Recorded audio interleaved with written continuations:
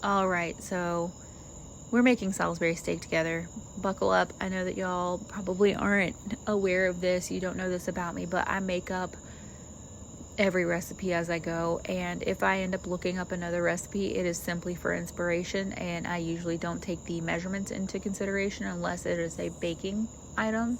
So like cookies, I follow the recipe for that. You give me the recipe for anything else and I'm only going to glance at it. And I don't know if it's because that's how my dad cooks or it's just what I have picked up from being in the kitchen for the past however many years that I've been cooking, but that's just how I am. Anyways, this Salisbury steak, we ended up using just hamburger patties with some seasoning on them. There's a burger press that we have that we use to push them down into the pan to flatten them out a little bit to make sure that they didn't end up too round in the middle and undercooked. The spice bottle that y'all keep seeing, it is just what my husband and I mix up. It has garlic powder, onion powder, paprika, salt, and pepper in it, and we use certain portions in it, and it's actually really low sodium because we don't use that much salt in it. So sometimes we do end up adding a little bit extra salt or pepper, but that is kind of like a base. Even if we're using onion or garlic fresh or in the jar, we still use the spice blend just a little bit to kind of enhance the flavor. Anyways, cooked the meat, sauteing up these vegetables that we pre-chopped. Once we added the meat back into the pan and put the vegetables on top, this is actually where we, in real life, we paused and we went for a walk as a family. So the meat rested for about a good 15 to 20 minutes before moving on to the next part where we added the gravy mix into the pan.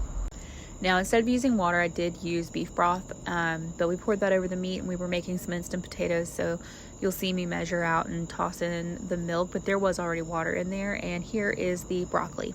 Now, one thing is for certain about me, I like to season everything. Every now and then I underestimate myself, and this was one of those times because that poor broccoli had no flavor and I did season it. I guess I just didn't do it good enough. These instant potatoes, by the way, I dropped my phone in them while I was making them. Followed the packaging instructions, of course. Ended up having to add extra milk. I added salt and pepper. I added our little spice blend, and then I ended up adding some chicken base, so like kind of like chicken bouillon, just to kind of enhance the flavor because at first it tasted like water, and that was following the package instructions to a T. Here we are plating up the food for everybody. That's my husband's plate, all of our kids. You can't see my daughter's plate, it's over here in the right hand corner, and I didn't realize last night that it wasn't actually in frame, so I apologize about that.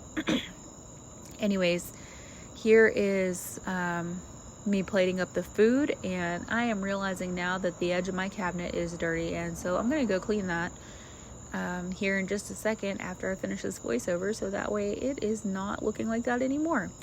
I am still working on placement for my phone for these videos, so if anybody has any suggestions, y'all let me know.